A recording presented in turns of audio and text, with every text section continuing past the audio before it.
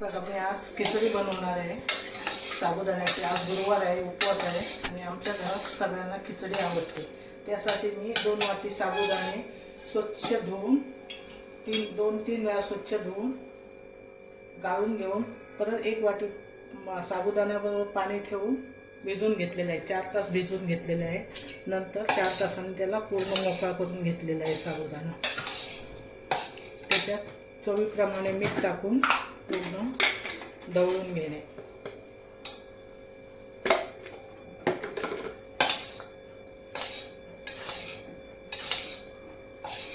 खिचडीसाठी 1 वाटी शेंगदाणे कूट करून घेतलेला आहे.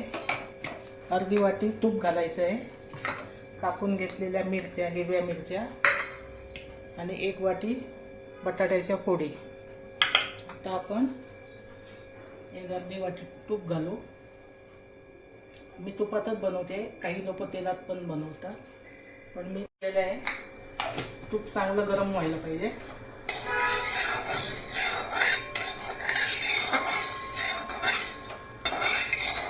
तूप चांगलं तापल्यावर आपण मिरची टाकायची. उपवासाची असल्यामुळे मी जिरं, कोथिंबीर वगैरे काही टाकत नाही. फक्त मिरची आपण वाटून नाही टाकत आहे, बारीक कापून टाकते, त्याच्यामुळे चव चांगली येते.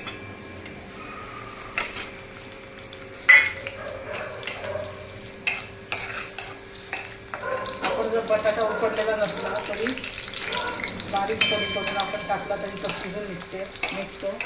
तर मी बटाटा उकडून घेतलेला आहे, त्याच्यामुळे मी नंतर टाकणार आहे.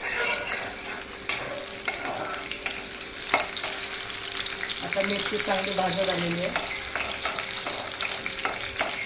काही लोक शेंगदाण्याबरोबर मिरची पण वाटून घेतात, पण मी असं नाही करत आहे. टाकून घेते मिरची. आता आपण साबुदाणा टाकून घेऊ. फक्त साबुदाणाच टाकायचं आहे, बाकीचं नंतर टाकायचं, कारण साबुदाणा फुलल्यावर शेंगदाण्याचा कूट आणि बटाटा टाकायचा. खूप छान होते खिचडी. तुम्ही करून बघा आणि मला कमेंटमध्येच नक्की सांगा. आता हा बटाटा फुलला की मग त्याच्यात आपण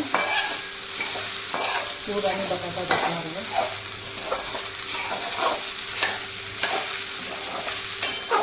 अशी खिचडी तुम्ही नक्की करा. 5 मिनिटं तरी परतून घ्यायला आणि फुलला पाहिजे साबुदाणा, तर खिचडी मऊसर होतं. खूप छान लागते. बारीक गॅसवर 5 मिनिटं घालून परतून त्याला व्यवस्थित परतून घ्या. हे बघा आता साबुदाणा चांगला फुलून आलेला आहे. आता त्याच्यात आपण शेंगदाण्याचा कूट टाकणार आहे. खरपूस भाजून घ्यायचे शेंगदाणे, म्हणजे कलर पण चांगला येतो त्याला खिचडीला.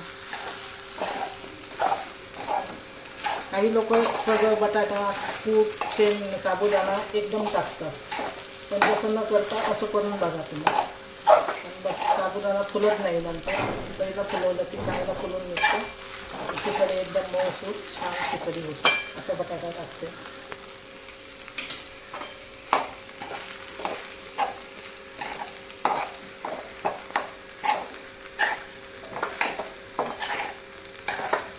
खिचडीसोबत तुम्ही दही घेतलं तरी पण चांगलं. साखर टाकून दही घ्या, म्हणजे पचन पण चांगलं होतं खिचडी.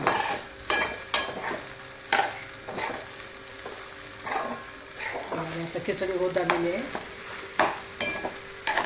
5 मिनिटं असंच बंद गॅसवर राहू द्या. 5 मिनिटं मी झाकून खिचडी मंद गॅसवर ठेवली. आता उघडून परत परतून घ्या. मऊसूत खिचडी तयार आहे. तुम्ही नक्की करून बघा. खिचडी आपली तयार आहे.